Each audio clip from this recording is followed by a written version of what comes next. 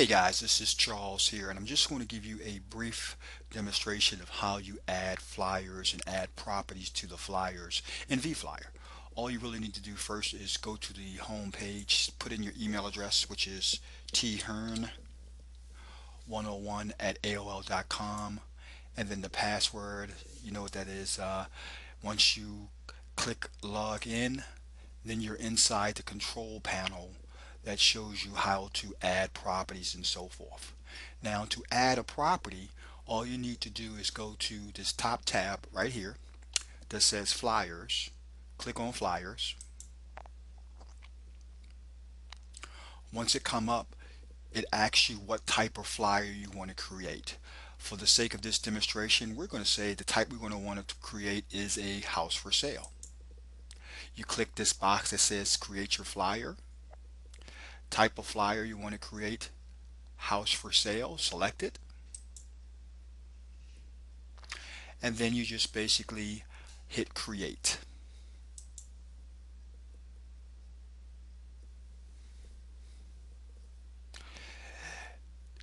Now it takes you into the screen in which you have to fill in all the information. I'm not going to actually fill it in, but I'm just going to go over it. This is the title, which basically is the address of your flyer, whichever formatting we want to use for this. We'll have the price and so forth. This area right here will have the property description, details such as owner financing and so forth. All of that will go into this area. Once you scroll down some more, you'll be able to put in the amount of bedrooms, the amount of bathrooms, um, the square footage, lot size, and so forth. I want you to be very cognizant of the agent's name and broker's name, because most of these flyers require that you have that in there if you really want to send it out to all the different aggregators. So you're going to definitely want to put in an agent name, and you're going to definitely want to put in a broker's name. It's not necessary to have an MLS number. Some of these spaces won't be necessary, but the spaces that are definitely necessary will be the agent name and the broker name. You go down further to where it says attributes. You'll put in what applies to appliances that's in the property and so on, and just basically fill in all the blanks as we go further down. Pricing here is basically where the property is being sold for, and any additional pricing information such as owner will finance with small deposit. All that will go into here. The flexibility, if you hit this list right here, it'll say firm or negotiable and so on. You can select that either. Now here's another important section down here. This is the information in which you're going to show in the flyer, such as the name of the person or the contact and the telephone number and the email address. Now all of this can be updated just by clicking on the link, and it will allow you to update this information. Once you get over here in the location section right here, you have to fill this in as well, because what this flyer does, it does not only go on your website, but it automatically sends it out to a bunch of different other for sale sections on the internet as well. So you want to fill out the address again, the city again, state, postal zip code, and neighborhood, where you want this flyer to show up in. Neighborhood sometimes is necessary or not necessary depending on where it's going to go out to. I'll put it in there as a subdivision. If I have a name, sometimes I'll leave it blank. Now we get down to this section here. You're able to choose the style of flyer you want. Just by clicking on the actual flyer itself, it changes the look on the right hand side. So you could choose a number of styles to choose from of what you want that flyer to look like.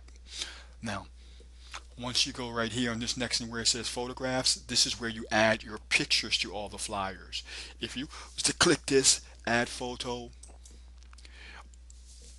excuse me, what comes up is a screen that allows you to add the photo to the pictures. Of course, it's not showing up right now because we didn't fill in this information. So you have to fill in all this information before it gets to that add photo and so forth screen. But that's what happens when you click on add main photo and so forth. Now your main photo is actually the photo of the front of your house most of the time. And then you'll be able to add the interior photos here and stuff. You can even add a voice narration if you chose to. You can even upload a video to this flyer if you chose to. Now here's a very important setting down here. Once you get down here, it tells you the expire date. That means this is the date that you want to unpublish your flyer automatically. You can make this date 1 month, 2 months, 3 months from now, but then you always have the flexibility of going into the system and taking that date and changing it if you happen to sell the property and you want to change the listing itself. Now on the right hand side, you see where it says automatic submission. These are all the sites that your flyer is going to go to automatically. So when you place your flyer on vFlyer and you publish it, because that's your final step is publishing it. Once you publish it, it automatically puts your flyer on these 12, 15, 16 different websites, as well as giving you a code that you can copy and paste on Craigslist, so it can also go on Craigslist. So all of this is self-sufficient. All this stuff is built right into vFlyer. I hope this helps when it comes to how do you put your information or how do you add properties to the flyer. Remember, your last step is basically you can save that flyer as a draft if you're not ready to publish it. You can preview it so you can see exactly how it would look once a person look at the flyer, or you can click publish, and this will tell the system to go ahead and publish it, and it would automatically send it out to all these different websites here, and then you're finished. That's basically it. I'm gonna go over some other videos in the future, but basically that's how you work with vFlyer and putting in a property, and that should cover it all for now. Thanks a lot, guys, and I'll talk to you soon. Bye.